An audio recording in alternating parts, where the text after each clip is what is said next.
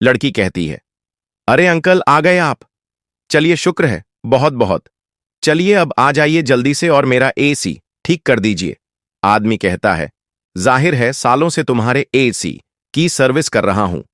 फिर वह आदमी अंदर चला जाता है। लड़की कहती है, अंकल यही है एसी जो बिल्कुल भी कूलिंग नहीं कर रहा है, आप इसकी सर्विस कर दीजिए। आदमी एसी को ठीक करता है और उसकी ठंडी हवा महसूस करता है।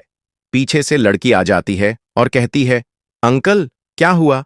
आदमी कहता है, हवा आ रही थी तो मैं उसका मजा ले रहा था।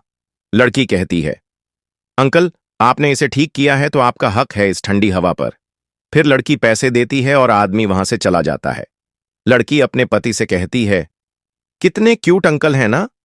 पति कहता है, क्यूट भी हैं और बहुत मेहनती भी। पत्नी कहती है, मैं तुम्हारे लिए चाय बनाऊं? पति कहता है, हां बना दो। कुछ देर बाद डोर बेल बजती है। पति कहता है, इस वक्त कौन आ गया? पत्नी दरवाजा खोलती है। वही आदमी फिर से आता है और कहता है, मैं आपसे एक सिफारिश करने आया हूं। पत्नी पूछती है, कैसी सिफारिश? आदमी कहता है, जब मैं एसी की हवा खा रहा था तो मुझे अपनी पोती की याद आ गई। पति कहता है, लेकिन आपकी पोती का हमारे एसी से क्या कनेक्शन?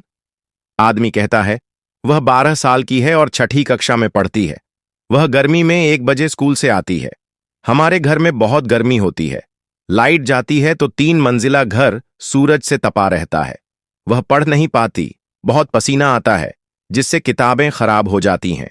मैं बस चाहता हूं कि आप कुछ घंटों के लिए उसे अपने घर में पढ़ने दें ताकि वह आराम से पढ़ सके।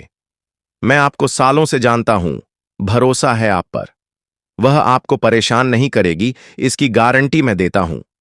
पत्नी कहती है, अच्छा अंकल ठीक है, आप उसे रोज यहां छोड़ दिया कीजिए। मैं घर पर अकेली ही रहती हूं ज्यादातर, तो मैं भी उसका साथ देकर अच्छा महसूस करूंगी।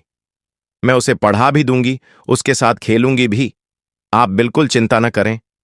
आदमी कहता है, बहुत धन्यवाद, आप लोग तो भगवान जैसे हैं।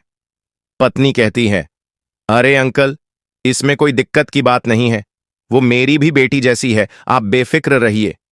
फिर पत्नी कहती है, अंकल जब कोई मिस्त्री महंगी गाड़ियां बनाता है तो खुद कभी खरीद नहीं सकता। जो मजदूर बड़ी बड़ी इमारतें बनाते हैं वे उसमें रह नहीं सकते।